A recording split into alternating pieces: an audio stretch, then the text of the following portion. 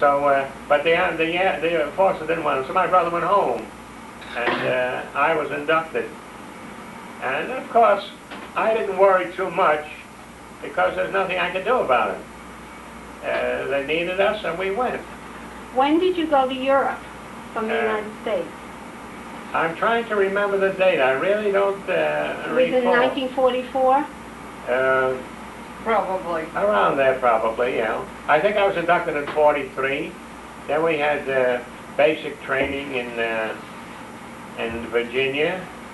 Let's see, we're in Camp Lee, Virginia. I forget the name of it already. These names escape me anymore. We were in a Virginia town. We were trained there, and then we went up to Fort Belvoir, also in Virginia, but just outside. We were with the engineers at Fort Belvoir for a while. And then we went up to someplace in Pennsylvania for a short period of time, and that was more or less like a college or something like that. It was a very nice community. All of these names escape me. It's a blur now, and the names escape me. Sometime I'll think of it. I don't at the moment. And from there we went overboard to Europe. The trip over was very interesting because these troop ships were loaded, and we went in large groups surrounded by destroyers. And destroyers were going in and out our aisles of ships. In other words, you had an aisle, and destroyers were going in and out. And this was to protect us against the German submarines. They were sinking ships faster than we can build them. It was a terrible time. And so we were not too happy about that. And we got training, so in the event that there was an alarm, wherever you are, you get out. If you were down below or something, get out and get up. Be ready to evacuate, get off the ship if you can do that. And we had one such experience. I was down below taking a shower, and the alarm went off. I wrapped the towel around me. I ran up on deck. I looked kind of silly, but I felt a little safe there. And we could see these destroyers go in and out of our convoy, riding up and back, and they were dropping depth charges. And every once in a while you hear a boom. The bomb would explode below the surface, the water would gush up, and then there would be another one, boom. Their program, of course, was just to hit any submarine that was in the neighborhood. Now, we took a trip. The trip was not just directly across the ocean, but a sort of a northern trip. I suspect we must have gone up in the direction of the Arctic Circle or something like that, because I think the protection was a little better. The ocean wasn't as wide, and we came over there. And we landed in England. The trip over was kind of crude. We had very poor facilities for sleeping. They had hammocks, if you were lucky enough to get one. One of the choice spots was the floor in the toilet. The floor was made out of marble, and that was cool. So people would get there early and use that as a bed. You're sleeping on a marble floor. It wasn't exactly the nicest place, but it was cool. And we were clearly quite crowded. Otherwise, the trip overseas was not too bad. When we finally got into our station, I think our first station was outside of London or beneath London. We went to Westbury. This is also Westbury. And our first training in Westbury was be prepared. The Germans were bombing that area because we had an ordnance area where the ordnance that was, we didn't know at that time, we found out a little bit later, that they were converting tanks, putting snorkels on the tank so that, you know, the tank, the motor is a gasoline motor or an oil motor or whatever it burns, and these motors would have an exhaust pipe near the bottom, just like an automobile has an exhaust in the back. The tanks had an exhaust there too. But somebody figured out that there are a lot of streams in Europe, and if you had an exhaust down there, it wouldn't take but a minute or two going into the water where your tank would be immobilized. You couldn't run. The motor wouldn't run. So somebody thought of an idea. You connect the pipe to the exhaust and run it above the height of the tank and then have it come off. So that instead of being near the ground, it was about 7 or 8 feet above the ground. So they were doing that, converting tanks. But the Germans must have known about it because occasionally they'd keep bombing the area where we were. Now we slept in a place, they had Nissen huts. They were very, very cold. The only heat we got in that Nissen hut was a a small boiler, a small fireplace in the middle of the hut. And the hut could be 50 feet long, and you got a small fireplace. You'd throw in a piece of wood, and the wood would burn up in about 2 minutes. You throw in another piece if you could get it, and that would burn up. So it was really quite cold. Now I slept on the bottom of a double bunk bed, you know, the bottom one and the top one. They were very crude beds, lumber like 2x4s knocked together, and they spread something over there, and they didn't even have a mattress.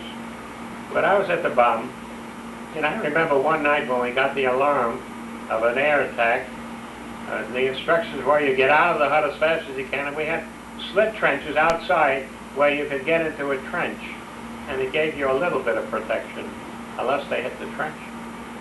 So I remember that one night I got up, and I heard that alarm go off, and I got scared, and I smacked my head, you know, getting up in these low bunks. I got up with a fright, boom, and I got out, and I got a bruise on the head. They told me, some of my friends said I could apply for Purple Heart because I was injured during combat. But I never did, so maybe I should have. It would have been funny to get a Purple Heart for that. You know, when you talk about Purple Hearts, we heard of rumors where people were coming out of brothels, and part of the roof collapsed, and they hit the soldier, and they cut his face or head or something, and got a Purple Heart for an injury during the war, you know, during the battle. But anyhow, I didn't apply for it, and I didn't get it. And then we began traveling. Excuse me for Yes? interrupting, but it's 5 5 after after 7. Is there time for anything? No, yes, After that, we were in Westbury for a while, and then approaching D-Day, as we approached D-Day, we received secret orders that we were going to establish a post office either in Paris or near Paris or something like that. And we received a safe where we would keep stamps and money and other material like a machine for canceling stamps and so forth. We have all that stuff to run a post office. And this was coming in, and we had to travel down with that material to first to France and then moving over towards Paris eventually. Well, it was interesting to notice that, you know what we packed in that safe? We didn't put stamps in there, and we didn't put money in there. We packed it solid with toilet paper and soap. It's very hard to get it in Europe. It's very hard to get that stuff. So this safe is packed with toilet paper and soap. And then my lieutenant, who was in charge of the group, we had 11 men and 1 lieutenant, a first lieutenant. And he went down with 2 first sergeants. That would be, Medonic would be one of them. Kenny would be the other one. He went down with these 2 people, and he had the Jeep. So he took them. He says, we will meet in a certain town in France, Dijon, which was a postal center, a base post office center, somewhere down the middle of France. And I was to take the other 8 men to Dijon. Well, we got down to the coast of the Channel. We were waiting for the invasion, and it was a very ugly thing because as the planes flew over, within a short time, ships were coming back with many soldiers who were really butchered. It was terrible. The hospitals on our side, near Bournemouth and places like that, the hospitals just filled up with people. It was really terrible. But we waited, and we finally got on a troop ship to go over the Channel. But it wasn't comfortable. We didn't have places to land. So we sort of traveled very slowly. The Channel couldn't have been more than, I don't know, maybe 100 miles across, but at the area we were at. But we had to go slowly. And there were a lot of people on board who liked to smoke. But you couldn't go to a PX. There was no PX. You couldn't buy anything.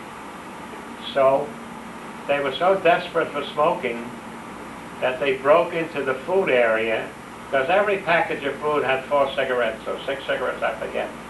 But everyone had a package of cigarettes there. So they broke into these food areas and were destroying or throwing away the food just to grab the cigarettes. The captain of the ship was very angry about it. He posted guards with instructions that any troop that tries to go into the food area would be shot on sight. And that stopped that. Well, we finally got over on this big ship. We got over to the area of France, and getting off the ship was a joke in itself. You know, we carried a pack and a helmet and food and a rifle and all the stuff. I think we weighed about 70 pounds or something like that. We had to get off the ship. There was no gangplank, but they had a Jacob's ladder. It looked like a thick fish net. And all you do was hold on to the rungs of the fish net and go down the ladder. Well, I was not very, very happy about that because it was a very uncomfortable trip going down.